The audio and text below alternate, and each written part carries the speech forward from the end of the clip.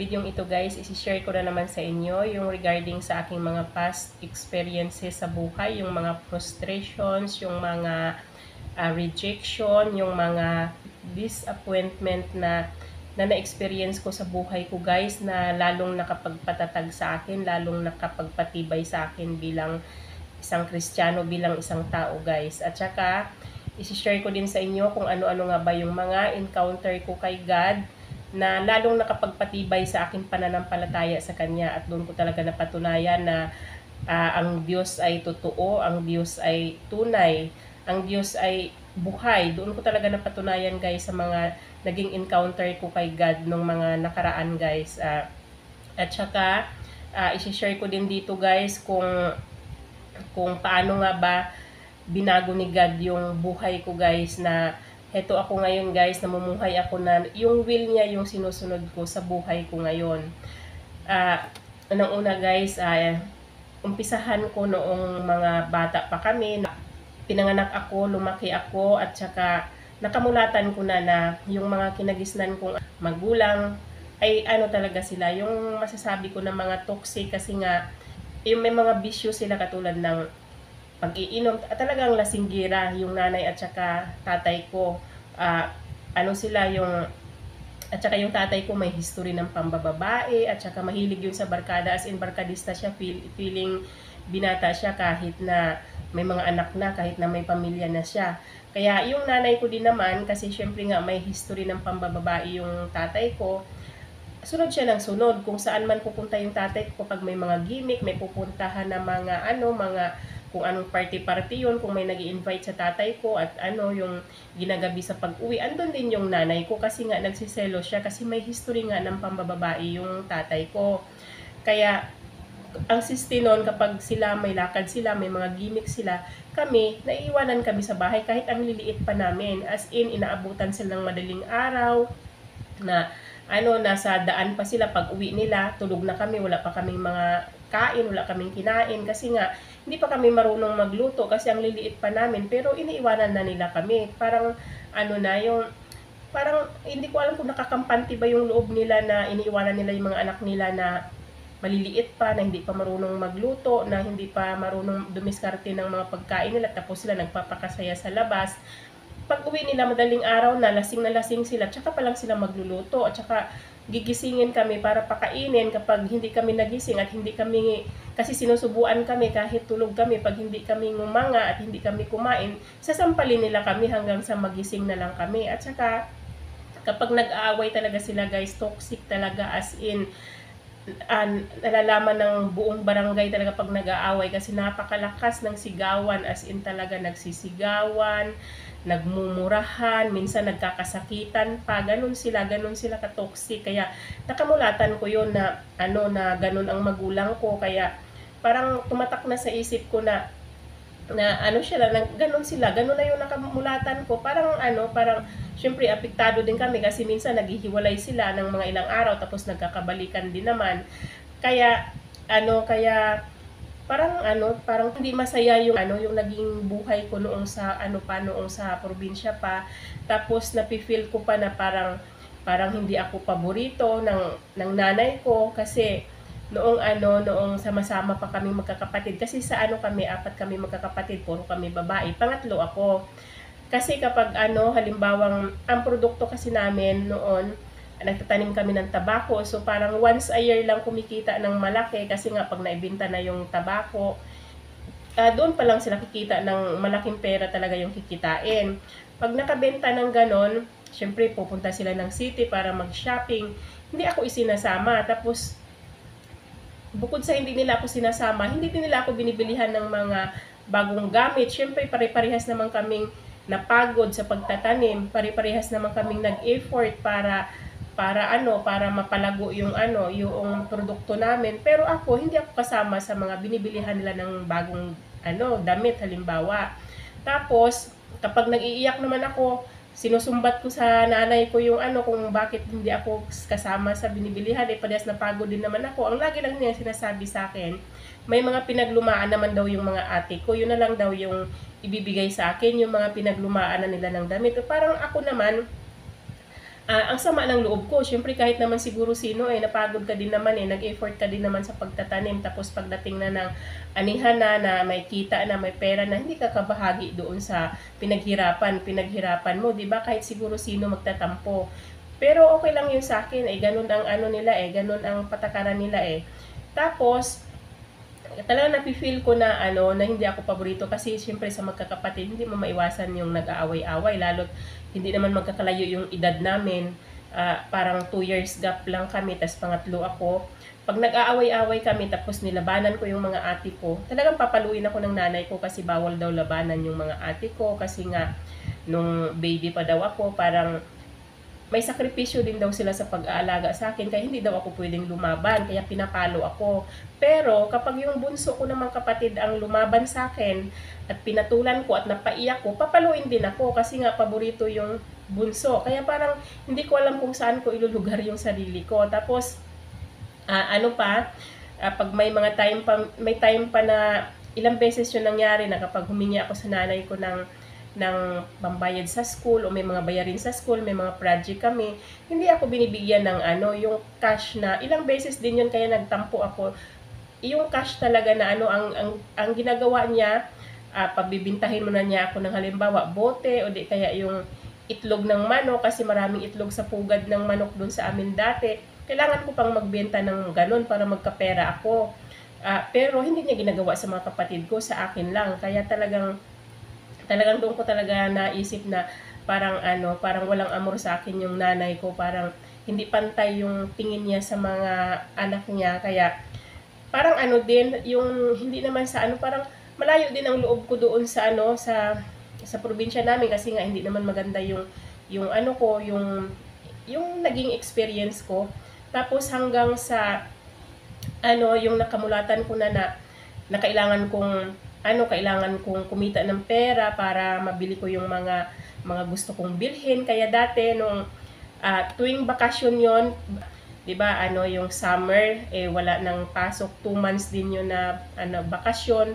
Ang ginagawa ko, namamasukan ako bilang kasambahay kahit 2 months lang para pagdating ng pasukan, mabibili ko yung mga gamit na gusto ko. Pero ipinapaalam ko naman sa mga nagiging amo ko na 2 months lang ako magtatrabaho kasi kasi pumapasok nga ako sa school, pumapayag naman sila. Pero yung unang pasok, 14 pa lang ako noon, 14 years old, may nag-refer sa akin na ipasok ako doon sa trabaho. Yung unang amo ko, nung una talaga hindi nagdadalawang isip siya na tanggapin ako kasi nga sobrang liit ko. Parang hindi siya makapaniwala na na magtatrabaho na ako. Ang liit-liit ko daw, hindi daw niya alam kung marunong daw ba ako sa mga gawaing bahay. Pero tinry pa rin niya ako, sabi niya, pero itry kita hindi ko lang alam kung magugustuhan ka namin, pero itry pa rin kita. Dinala na niya ako sa bahay nila, tapos hindi niya ini-expect na sa murang edad ko at saka sa liit ko na yun, marunong pala akong magtrabaho. Kaya ang naging resulta nung nag 2 months na naaalis na ako, hindi talaga ako pinaalis, as in nagustuhan nila ako, ayaw kong paalisin. Tapos inopera nila ako na doon na lang daw ako mag-aral sa city, doon sa nila. Pero ang naging noon, ang setup namin, parang self-supporting ako. Yung sahod ko, yun ang ipangtutustos ko sa pag-aaral ko. Naman, maliit lang yung sahod. Tapos syempre ang pinasukan kong school parang private siya, madaming mga bayarin, madaming mga projects. Hindi rin sumapat yung aking sahod. Ang resulta tuloy nagkabaon-baon ako sa utang, kaya bumalik din ako sa dating school na pinanggalingan ko. Tapos hanggang sa 17 years old ako noon, may nakilala akong bispiras ng fiesta sa amin yon. May mga strangers na na dumating doon sa lugar namin sa sayawan kasi nga yon, bispiras ng fiesta, uso sa probinsya yung sayawan kapag bispiras. Hindi ko alam kung bakit sa dami ng tao doon sa sa sayawan na yon, yung isang lalaki doon na bisita na taga city siya, taga malayo siya. Ako yung natipuhan niya, sa akin siya lumapit, tapos ako yung pinapartner niya sa pagsayaw hanggang sa uwian na hinatid niya ako sa bahay. First time naming magkakilala. Tapos naman, parang nakampante naman yung loob ko sa kanya kasi kwenti-kwentuhan. Tapos pagdating ng umuwi na sila, matutulog na ako.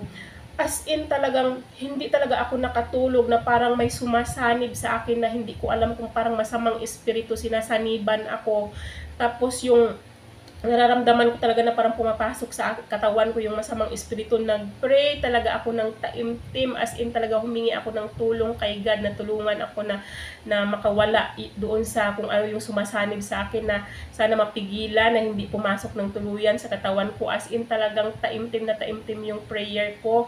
Nagtagumpay naman ako guys, kasi mamaya talaga parang nakawala ako, parang kusang umalis yung yung gustong pumasok sa katawan ko na masamang espiritu. Hindi ko talaga alam kung anong ibig sabihin nun. Hindi ko alam kung saan ko nakuha yun. Hindi ko alam kung doon ba sa nakilala kong lalaki, kung sino ba yon, kung ano ba yung tunay na pagkatao nun, kasi nga first time ko siyang nakilala. Tapos nung matutulog na ako, ganun yung naramdaman ko. Hindi ko alam kung anong klaseng pagkatao niya, kung anong klaseng tao siya, basta naramdaman ko yun. Pero hindi ko yun pinaalam sa amin, kahit magulang ko, hindi ko sinabihan na may naging experience ako na ganun. Pero doon ko talaga napatunayan na kasi God pala talagang hindi ka pababayaan kapag nasa problema ka, may na-encounter ka na mga ganong sitwasyon, tapos lumapit ka sa Kanya, humingi ka ng tulong, talagang tutulungan ka, talagang hindi ka pababayaan ni God. Kasi nung nag-pray talaga ako, talagang kusang umalis talaga yung gustong sumanib sa akin na hindi ko alam kung ano yon. Kaya doon ko talaga napatunayan na tunay talaga si God, na talagang kapag nagpipray ka, kapag humihingi ka ng tulong sa Kanya, talagang sasagutin niya yung mga prayer mo, talagang tutulungan kanya, iaalis kanya sa sitwasyon mo, kung ano man yung sitwasyon mo na gusto mong kumawala, iaalis ka talaga niya, basta humingi ka lang ng tulong, magpipray ka lang, talagang hindi ka pababayaan ni God.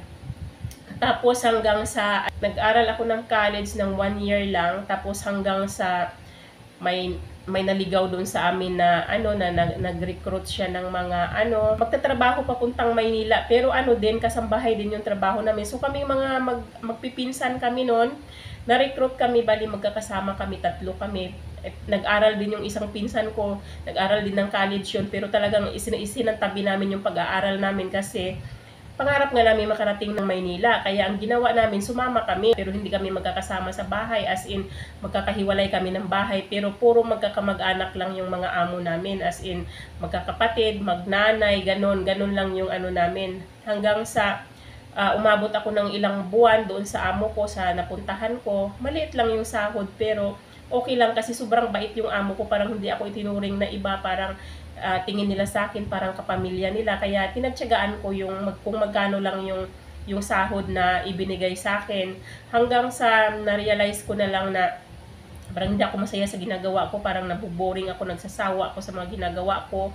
Doon ko naisipang umalis, tapos nagbabaka sakali ako na makapasok ng trabaho sa mga department store, hanggang sa kinuha ako nung tita ko, ay doon ako tumira sa tita ko na nagtatrabaho din siya sa sa malaking kumpanya siya pumapasok. Doon ako tumira sa kanya, tapos siya yung naging daan kung bakit lang nakapasok ako sa department store, nakapag-apply ako. Tapos yun, nung nakapasok ako sa department store, doon ko naman nakilala yung naging asawa ko, doon ko nakilala. As in talaga guys, noong talaga nagdalaga na ako. 'Di ba sabi ko, produkto ako ng toxic na pamilya. Tapos nung nagdalaga na ako, naging dalaga na talaga, ganap na dalaga na ako, hindi ako nakaka-attract sa buhay ko ng mga godly people, ng mga yung makadiyos na mga lalaki, o yung may mga magkakagusto sa akin na mga yung mga makadiyos na yan. Wala talaga guys, as in talaga ang naa-attract ko sa buhay ko, yung mga manliligaw ko. Kadalasan talaga naa-attract ko yung may mga asawa ang nagkakagusto sa akin. Tapos kung hindi naman, kung binata naman, as in talaga may bisyo, kung hindi man lasinggero, babaero, basta mga may bisyo talaga, wala talagang matino guys. Siguro dahil na rin sa pinanggalingan kong pamilya, kaya hindi ako nakaka-attract ng mga matitinong lalaki. As in talaga puro mga toxic ang naa-attract ko. Kahit yung sa mga nakakasalamuha ko, iba't ibang uri ng mga toxic na tao ang nakakasalamuha ko. Meron na yung mga witch, mga mangkukulam na yan, mga narcissist, mga mga taong mga inggitera, yung mga chismosa, ganun yung mga naa-attract ko, mga kaibigan ko, mga ano ko, ganun yung naa-attract ko guys. Hindi talaga, wala talaga akong mga mga naa-attract na mga faithful na mga kaibigan o di kaya yung mga totoong tao. Talagang wala talaga, as in na lang, nagkaedad na lang ako ng ganito guys. Hindi talaga ako nakaka-attract ng ganun dahil na rin siguro sa kinalakhan kong pamilya, kaya siguro ganun. Tapos hanggang sa nag-asawa ng tatay ng mga anak ko, tapos hindi rin naman naging successful. Tumagal naman siya ng mga 11 years, pero dahil din sa mga pinagdaanan namin, dahil sa mga bisyo niya o sa mga katoksikan niya, naghiwalay din kami. Tapos, nakapag-asawa naman ako ulit, ng binata din naman siya, pero hindi din naman ganun ka-responsable. Marami din kami naging problema, marami kaming mga pinagdaanan na yun ang naging dahilan kung bakit naghiwalay din kami. So, nung naghiwalay kami noon, na-realize ko na hindi para sa akin yung pag-aasawa kasi hindi ako maswerte sa pag-aasawa. Doon ko naisipan na mag-focus sa pagpapaaral sa mga anak ko kasi may mga anak akong mga nag-aaral sa high school, yung dalawang babae ko, kasi yung panganay ko, lalaki, 15 years old pa lang siya guys, yung naglayas, as in talagang siya, yung hindi na nagparamdam, naglayas siya, nag-aaral siya ng college, tas humihingi siya ng pera sa akin noon ng halagang 8,500, tas hindi ko nabigyan, tapos bigla na lang siyang naglayas, as in talagang hindi na siya nagparamdam. Hindi ko rin hinanap kasi wala namang dahilan para maglayas siya, yun lang hindi nabigyan ng pera dahil wala naman talaga akong maibigay. Nagtampo siya kaya siya naglayas ng ganon, kaya ang iniisip ko na lang noon, natuto siyang maglayas, matuto din siyang bumalik kasi hindi naman siya pinalayas. Desisyon niya na umalis, kaya ilang taon din na wala kaming komunikasyon sa bata na yun, tapos hanggang 2 years ago lang, nagparamdam siya, na rin, yung nakita na rin namin siya, yung paramdam na siya sa amin. Kaya ang focus ko doon lang sa dalawang babae kasi sila lang yung may komunikasyon sa akin. Pinaaral ko sila, as in sinuportahan ko sila sa pag-aaral nila, tapos yung isa nga, yung pangalawang anak ko ay nagdesisyon pa siya na mag-aral sa private school, pinagbigyan ko para lang makapagtapos. So ako naman kayod kalabaw para nga mapatapos ko sila. Hindi ko naman ine-expect na habang nag-aaral, akala ko matino kasi mga active sa school yung mga anak ko, basta mga gifted sila, mga talented, ang dami nilang talent, as in talagang sikat sila sa school na pinanggalingan nila. Kaya akala ko naman seryoso din sa pag-aaral. Hindi ko naman namalaya na nung pag-graduate na ng grade 12 yung aking anak na yung pangalawa na nag-aaral sa private school, buntis na pala siya. Inamin niya sa akin na buntis siya, kaya habang tumatanggap siya ng diploma, buntis na siya nung time na yon. Doon talaga parang gumuho yung mundo ko kasi akala ko sa mga anak ako maging successful, na at least man lang mapatunayan ko sa sarili ko na kaya kong makapagpatapos ng pag-aaral, kaya kong mapagtapos yung mga anak ko sa sikap ko, sa tiyaga ko, pero wala rin pala kasi hindi ko rin napagtapos kasi nga nakapag-asawa ng wala sa panahon, kaya tinanggap ko na lang kasi wala naman akong choice nandun na, tinanggap ko na lang. Akala ko yung sumunod, yung pangatlong anak ko, yun na lang ang pag-asa ko, yung pangatlong anak ko, kasi siya na lang yung pag-aaralin ko, siya na lang yung pagtatapusin ko. Hindi ko naman ini-expect na kung ano yung sinapit ng ate niya, ganon din yung sinapit niya. Mabuti pa yung ate niya, nakagraduate ng grade 12 siya, grade 11 lang yung natapos niya, nabuntis din siya katulad ng ate niya. So ang siste, nagkapag-asawa din siya nang wala sa oras, kaya mas lalong gumuho yung mundo ko, parang nawawalan ako ng pag-asa na may maganda pa bang mangyari sa buhay ko, bakit puro frustration na lang, puro disappointment na lang yung nangyayari, parang wala nang magandang nangyayari sa buhay ko. Pero wala naman akong choice kundi ituloy yung buhay ko, hindi naman ako pwedeng sumuko kasi may mga responsibilidad pa rin ako.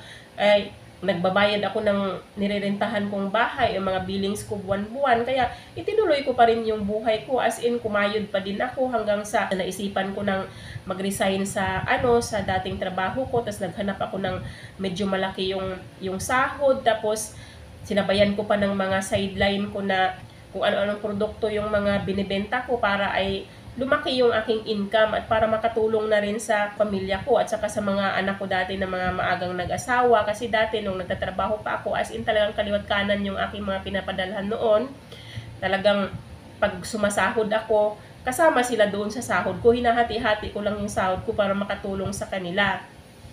Tapos, nung nagtatrabaho ako, kayod kalabaw ako, hindi ko naman namalayan na sa pagiging loyal ko sa kumpanyang pinapasukan ko, kinakainisan naman ako ng mga empleyado kasi nga ginagawa ko yung trabaho ko, naghihigpit ako, pero ang ginagawa ko naman ay ano lang naman yun, company rules lang naman yung aking pinapa-implement, wala namang sumusobra siguro doon sa aking sa aking ginagawa, as in talagang trabaho lang, pero hindi yun naintindihan ng mga empleyado. Akala nila siguro umiipal ako, akala nila naghahangad ako ng mas mataas na posisyon kaya ko ginagawa yun, pero sa totoo lang, ang ginagawa ko as in trabaho lang talaga. Gusto ko lang ibalik doon sa kumpanya kung ano man yung pinasahod nila sa akin. Gusto ko lang ding suklian ng magandang trabaho yung pinapasahod nila sa akin, kasi hindi naman biro yung pinapasahod sa amin as in yung 8 hours namin, bayad na bayad, pati yung overtime namin na 4 hours binabayaran, pati pa yung night differential namin, yung mga holidays, ang daming mga benefits na talagang ibinibigay nila. Kaya sinusuklian ko lang din naman kung ano yung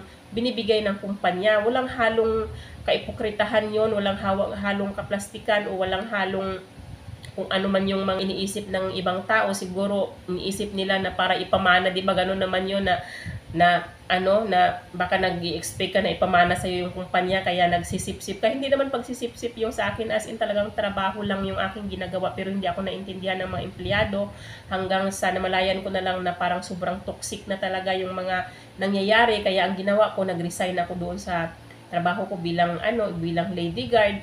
Nag-umpisa naman ako ng aking business ngayon, yung pag-online selling.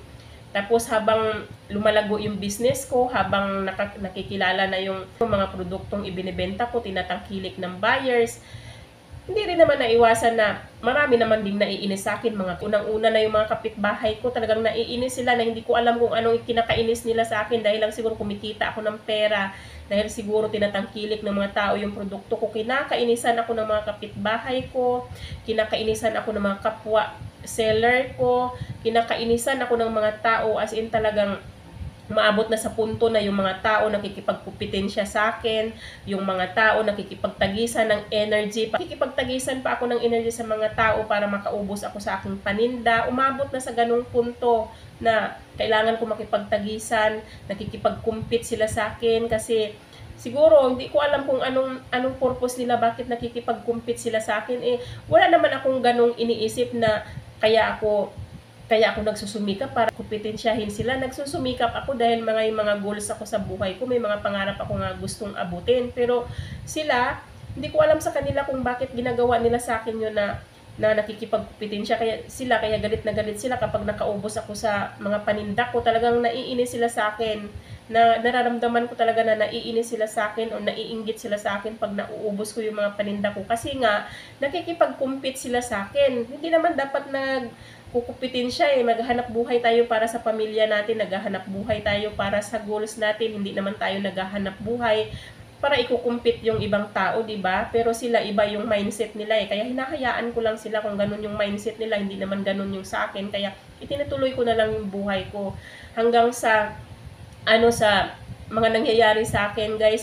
Parang naramdaman ko na lang na one time parang mag-isa na lang ako, guys. Paraan na rin ni Lord yun, na parang in-isolate ako ni Lord, na nawala lahat sa akin, pati yung mga anak ko, hindi ko na sila kasama, wala na kaming komunikasyon, pamilya ko, nagkaroon din naman kami ng problema ng pamilya ko, kaya wala na akong komunikasyon sa kanila. Tapos mga kaibigan ko din naman na hindi mga faithful, nawala na ako ng sa kanila, komunikasyon sa kanila. Tapos wala din naman akong mga kapitbahay na nakakausap. Kaya parang feeling ko, ako na lang talaga, guys. Ako talagang ngayon sa parte ng buhay ko, lumalaban lang talaga akong mag-isa, lalo na't nakakaranas ako ng mga spiritual warfare sa buhay ko. Talagang ako lang, guys, lumalaban akong mag-isa, kasama si God lang talaga yung kinakapitan ko. As in talaga, kapag may mga problema ako, kay God ako nagsusumbong. Kapag si God lang ang kinakausap ko, ganun. Nasa point na ako ng buhay ko ngayon na parang nawalan na ako ng tiwala sa tao, hindi na ako nagtitiwala kahit kanino dahil na rin siguro sa mga naging experience ko noon sa buhay ko. Kaya kay God na lang ako nagtitiwala, talagang aaminin ko talaga na may trust issues talaga ako guys, kaya mahirap talaga magtiwala sa tao, sa ano guys, sa mga naranasan ko sa buhay. Tapos hanggang sa umabot talaga sa punto na parang nagrereklamo ako, talagang kinu-question ko na si God kung bakit hinayaan niyang maranasan ko lahat ng mga bagay na yung mga naging experience ko, bakit sa dami ng tao sa mundo, bakit hinayaan niya na ma-experience ko lahat yung mga na-experience ko. Tapos hanggang sa kinu-question ko na siya kung ano bang purpose niya sa buhay ko, kung ano bang meron sa akin, kung bakit ang lupit ng mga dinanas ko, bakit kinakainisan ako ng mga tao, bakit minamaltrato ako ng mga tao, hindi ako pinapakitaan ng maganda. Talagang itinanong ko sa kanya yun, talagang ano talaga guys, talagang ang sama-sama ng loob ko kung bakit hinayaan niya na dumanas ako ng mga ganon, na ang sa buong buhay ko lang naman guys, ang gusto ko lang mangyari ay ano, yung gumawa ng tama. Kasi kahit dati na hindi ko pa sinurinder kay God yung buhay ko, yung sarili ko, hindi ko pa sinurinder sa kanya. Mapag-pray na talaga akong tao guys, as in talagang hindi ako natutulog nang hindi ako nagpipray. Nagpapasalamat ako kung ano man yung mga blessings na ipinagkakaloob sa akin. Tapos humihingi naman ako ng tawad sa mga kasalanan ko. Pero kahit naman gano'n na nagpipray ako, patuloy pa rin akong gumagawa ng kasalanan. Gano'n ang routine ko sa buhay ko dati. Tapos, ano naman din ako noon kapag halimbawang sa mga kasamahan ko na halimbawang nalalaman ko na gumagawa sila ng katarantaduhan, parang ako yung konsensya nila.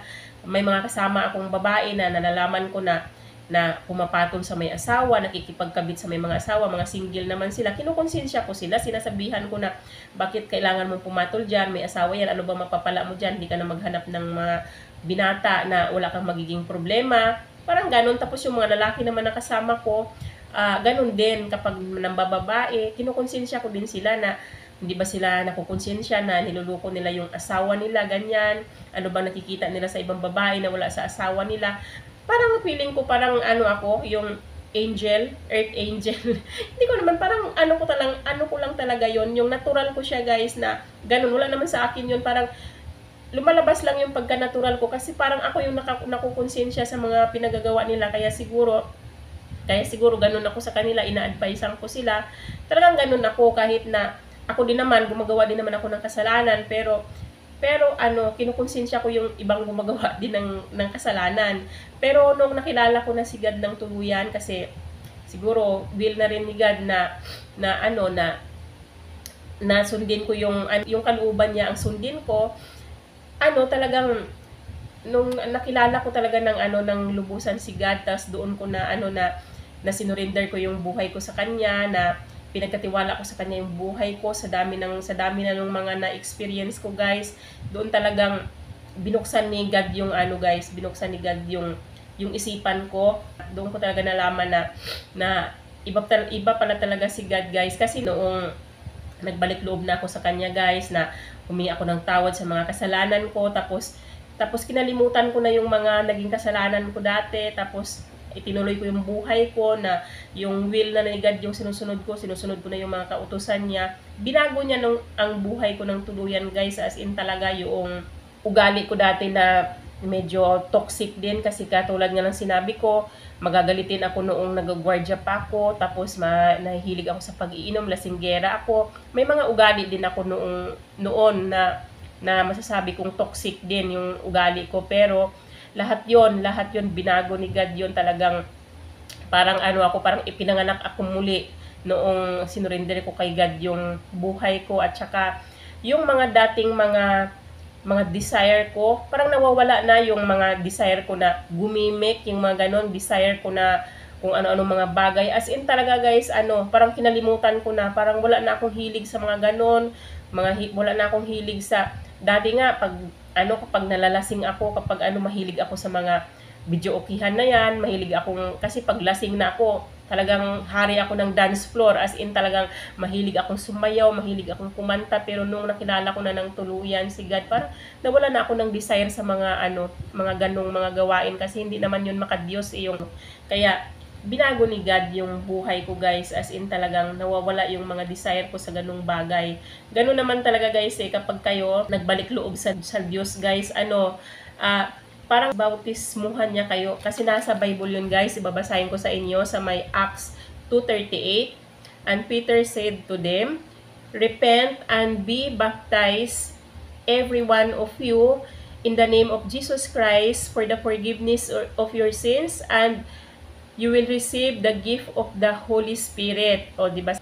Ang sabi ni Pedro dito, magsisi daw yung mga tao sa mga kasalanan nila at saka magpabautismo sila sa ngalan ni Jesus Christ para daw ma-receive, matanggap nila yung yung regalo ni God, yung kanyang Espiritu Santo, di ba? Kasi ganoon naman kapag nagbago ka, binago mo yung buhay mo, nagsisi ka sa mga kasalanan mo, babaguhin din ni God yung buhay mo at ipagkaloob niya sa inyo yung kanyang Espiritu Santo. At ang gagawin naman ng Espiritu Santo niya ay babaguhin niya yung buhay nyo. Lalo niya kayong pababanalin guys, itutuwid niya yung landas na ginagalawan nyo, as in talagang talagang i-guide niya kayo sa tamang landas. Yun ang gagawin ng Espiritu Santo sa inyo. Gagawin niya kayong banal. Kaya, ganun ang mangyayari kapag kayo ay nagsisi sa mga kasalanan nyo at tinanggap nyo si God sa buhay nyo ng tuluyan at talagang kalimutan nyo ang paggawa ng kasalanan at tahakin nyo yung landas na yung mga kautusan ni God ang susundin nyo. Babaguhin niya kayo guys. Mawawala na yung mga dating katoksikan nyo, mga dating pag-uugali nyo na mga toxic. Mawawala na yun guys. Maniwala kayo sa akin kasi pinanggalingan ko yan. Dati din akong toxic na guys, pero noong sinurrender ko kay God yung buhay ko, nagbalik loob ako, nawala lahat ng mga pag-uugali ko na ng mga dating pag-uugali ko dahil nga binago ni God yung buhay ko guys. Tapos guys, katulad ng sinabi ko na umabot sa punto na question ko si God na kung bakit pinaranas niya sa akin yung mga naranasan kong sobrang hirap, yung mga frustration sa buhay ko na yon. Sa dami nun guys, hindi ko alam kung bakit nakasurvive ako hanggang ngayon, pero dahil nandyan si God, dahil si God yung kinakapitan ko, kaya hanggang ngayon guys, nakaka-survive ako sa dami ng mga pinagdaanan ko na yon. Tapos nung kinwestiyon ko si God regarding sa mga naranasan ko, kung bakit hinayaan niya akong maranasan ko yung lahat ng mga naranasan ko na yon, ni-reveal niya sa akin. Bigla na lang akong nakapanood ng video na parang nakasaad doon na sinabi doon sa video na parang tinitesting lang ni God yung faith ko sa kanya, yung pananampalataya ko sa kanya, kung hanggang saan ako mananampalataya sa kanya, kung talagang ituloy ko pa din ba yung pananampalataya ko kahit na madami akong naranasan na mahirap, marami akong mga disappointments, maraming rejection na nangyari sa buhay ko, marami akong mga frustration, kung talagang itutuloy ko pa rin yung pananampalataya ko sa kanya. Yung pala yun, tinitesting lang niya ako. At saka may napanood din ako na video na regarding naman sa mga believers, God believers, na dumanas din sila ng sobrang hirap guys, as in talaga nung napanood ko yung mga video na yon, nasabi ko sa sarili ko na mas maswerte pa pala ako kaysa doon sa mga napanood ko sa video na dumaranas sila ng guys, naging cancer survivor sila, nagkaroon sila ng cancer, tapos kung ano-ano pang mga dinanas nila guys. Mas matindi pala yung dinanas ng ibang tao kaysa sa akin. Doon nagpasalamat ako na feeling ko parang ako na yung may pinaka-worst na pinagdaanan sa buhay ko. Pero nung nakita ko yung mga video na yon na nag-pop up doon sa wall ko, nag-pop up siya guys, doon ko na-realize na mas meron pa palang dumaranas ng matinding pagsubok kaysa sa akin. Kaya ipinagpasalamat ko na lang sa Diyos yun guys, na buksan yung isip ko, binuksan niya yung isip ko, naintindihan ko na lahat kung bakit ko dinanas yung mga yung mga dinanas ko. Alam ko naman na sa lahat ng dinanas ko na yun guys, may purpose yun, may purpose si God kung bakit pinadanas niya sa akin yung mga bagay na yon.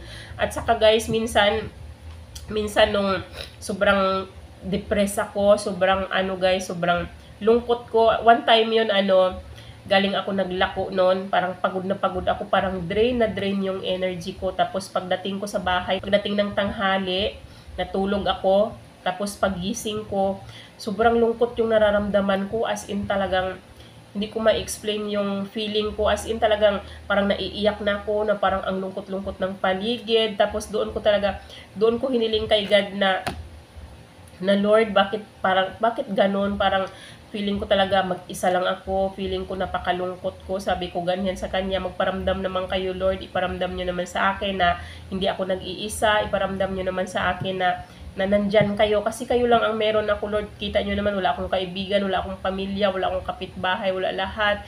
Magparamdam naman kayo. Hindi naman ako binigo ni God, kasi nung palabas na ako guys, kasi mamamalingki ako mga 5 o'clock na yon, maulan siya guys, ay maambon siya guys, as in talagang ano guys, ang itim ng ulap, as in talagang ang dilim ng langit, napakaitim ng ulap kasi nga umaambon siya, paulan na ng malakas. Pero yung sa pagitan ng mga ulap na yun guys, may naaninag talaga ako na araw na napakaliwanag talaga sa pagitan ng mga madilim na maitim na ulap na yun. Nakakita ako ng liwanag, at saka talagang lumutang talaga siya guys, as in ang liwanag talaga. Alam ko naman na sign ni God yun para iparamdam sa akin na hindi ako nag-iisa, na nandyan siya, kasama ko siya sa lahat ng laban ko. Doon ko talaga napatunayan guys na hindi tayo pababayaan ni God sa lahat ng mga dinanas natin, sa lahat ng mga pagsubok na dinadanas natin guys. Hindi tayo pababayaan ni God, kasi nasa Bible yan, Psalm chapter 34 verse 18. The Lord is near to the broken-hearted and saves the crushed in spirit. 'Di ba?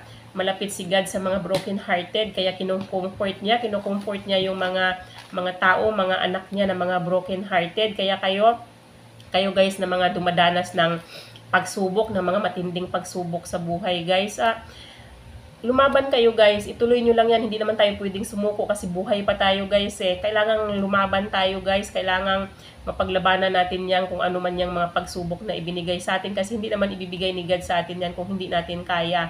Panatilihin nyo yung faith nyo kay God, kasi alam nyo naman, at saka alam ko na hindi talaga niya tayo pababayaan sa lahat ng laban natin guys. Nandyan siya, kasama natin siya, basta ay lumapit tayo sa kanya guys, basta humiling tayo sa kanya, hindi niya tayo pababayaan guys. Ganun din sa inyo guys. Kaya sa lahat ng mga dumadanas ng mga matitinding pagsubok sa buhay, lumaban kayo guys, lumaban kayo. Huwag kayong mawala ng pag-asa, kasi sa lahat ng pagkatapos ng mga uno sa buhay nyo, kung ano man yung mga naranasan nyo na mga matitinding pagsubok na yan guys, darating din yung liwanag sa buhay ninyo. Kaya laban lang, hindi tayo nag-iisa. Kasama natin ang Diyos, basta may Diyos tayong kasama guys, mapagtatagumpayan natin anumang mga pagsubok ang darating pa sa buhay natin guys. Lalo niyang patatatagin ang sarili natin guys, basta tayo ay lumapit sa kanya, tayo ay mag-pray, tayo ay sumunod sa mga kautusan niya. Hindi niya tayo pababayaan, kasi mahal tayo ng Diyos guys. Mahal niya tayo, kaya hindi niya tayo pababayaan. Yun lang guys, hanggang dito na lang yung aking video. Sana ay napulutan nyo ng aral yung video ko ngayon, at kung nagustuhan yung video ko, paki-like naman guys, at saka pa-subscribe na rin ng aking channel, papindot nyo na rin yung bell button para ma-update kayo sa tuwing mag-upload na naman ako ng panibagong video. Hanggang dito na lang, bye-bye, and God bless you all, bye-bye!